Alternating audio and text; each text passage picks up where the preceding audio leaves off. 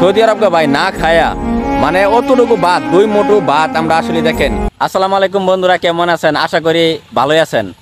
তো ইতিমধ্যে আপনারা অনেকেই জানেন যে আমি চলে যাব ওই দূর প্রবাসে, তো সৌদি আরবে আর কি, বুঝছেন? আমার মনে হয় যে সৌদি আরব আঙ্গুর রাস্তার পাশেই আঙ্গুর ঘরে হেমুরাই কি কোন এই যে আমি কালকে আইছি আজকে যাইতাছি, এটা তো কিছুই না, ঢাকা শহর মনে হয়। হ্যাঁ, সৌদি আরবটা এমনই মনে হয়। কি লেগে জানেন যে বিষয়টা হচ্ছে কি, প্রত্যেকটা ঘরে ঘরে সৌদি আরবে 2-3টা লোক। বিশেষ করে দেখেন আমার বড় ভাই, ছোট ভাই, তারপরে ওই যে আমার আরেক ভাই, বুঝছেন? এই 4-5 দিন আগে আসছে, আবার মনে করেন যে 1-1.5 মাস মনে হয় আসছে, ছুটিতে চলে যাবে। তো অবশেষে আমিও কিন্তু ভাই প্রবাসী হয়ে যাচ্ছি। আর ইতিমধ্যে আপনারা জানেন যে আমার পেজের নাম কিন্তু প্রবাসী তরিকুল ভাই। তো ইতিমধ্যে কিন্তু আপনারা আরেকটা জিনিস জানেন, যে যারা চিনেন আর কি, যে আমার কিন্তু আগে 2-3টা পেজ ছিল, তারিকুল ভাই আর একটা লোক এই প্রবাসী তরিকুল। তো বিষয়টা হচ্ছে কি, যে ওই পেজগুলি সব বাদ, বুঝছেন? আপাতত ওই পেজগুলি সব বাদ। তো ওইগুলি 2-1টা পেজ বিক্রি করে দিছি। আর প্রবাসী তরিকুল যে পেজটা আমি নতুন খুলছি, তো আমি সৌদি আরবে যাবো গা, তো এই জন্য আগে থেকে প্রবাসী হয়ে গেলাম। তো আজকে আমি আসলে যাচ্ছি কনেকটেকশন বিষয় আর কি, কনেকটেকশন কোম্পানি, বুঝছেন? তো জানি না এই কপালে কি আছে। আরেকটা জিনিস কষ্ট হয়, যে কষ্টের লোক এটাই যে আমার এই সোনার বাংলার একটা ছেলে সৌদি আরবকে ভাই না খায়া মানে অতটুকু ভাত 2 মুঠো ভাত আমরা আসলে দেখেন এই বাংলাদেশে আমরা হালাই দিই, মানে খাই না, মানে একটা অবস্থা। আর এই ছেলেটা 2 মুঠো ভাতের জন্য লাস্টে একেবারেই হয়ে পড়ে গেছে, দুর্বল হয়ে পড়ে গেছে। তো যাই হোক, জানি না এই নসিবে কি আছে, আপনারা দোয়া করবেন। আর আরেকটা বিষয় হচ্ছে কি, যে যেখান থেকে আমার এই ভিডিওটা দেখতেছেন, বা এই ফ্যামিলির, আপনার ফ্যামিলির ভাই বাদার মামা চাচা খালু, হ্যাঁ যাই হোক নিজের বাবা পর্যন্ত হয়তো বিদেশ আছে আপনার, তো সবাই দোয়া করবেন প্রত্যেকটা প্রবাসী ভাইদের জন্য।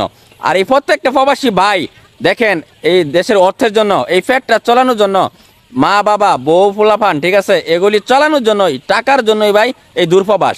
না হলে ভাই প্রবাসের কোনো দরকার ছিল না। আমি বাহিরে চলে যাব, আমি সৌদি আরব চলে যাব, আমি বুঝতেছি।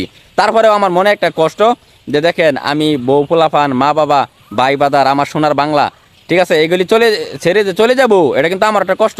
কিন্তু এই কষ্ট ভাই সব এক সাইডে থইয়া, বুঝছেন, চলে যাচ্ছি ভাই বিদেশে। কি লেগে জানুন, এই 2-3টা টেহা লাগে ভাই, না এলে বিদেশ যাওয়ার দরকার ছিল না। আজকে যে আমার এই অর্থ সম্পদ ভাই থাকতো, আমি যদি টাকা পয়সা ওলার মালিক থাকতাম, তাহলে ভাই আমার এই বিদেশ দরকার আছে না।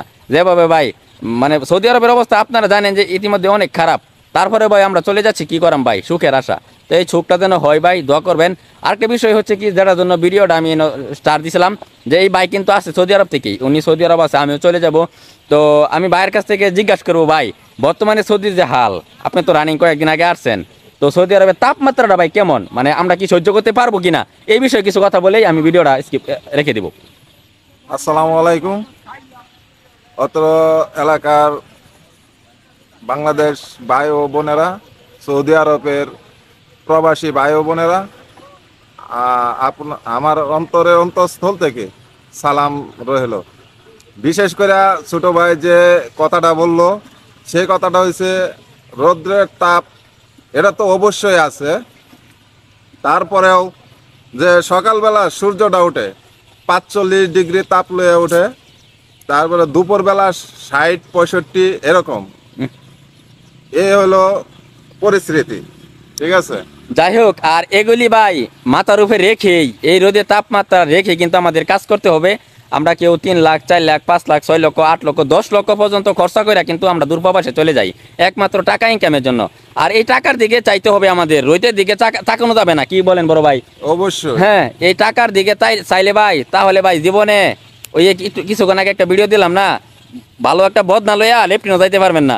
তো কাজেই বিদেশ যান বা যাইতেছি, দোয়া করবেন সবাই যেন আমরা সুখী হই, বাংলাদেশে ভালো পরিমাণের একটা অর্থ নিয়ে যেন আমরা ব্যাগ দিতে পারি। সবাই ভালো থাকবেন, সুস্থ থাকবেন, আবারও দেখা হবে অন্য একটা ভিডিও নিয়ে। আল্লাহ হাফেজ।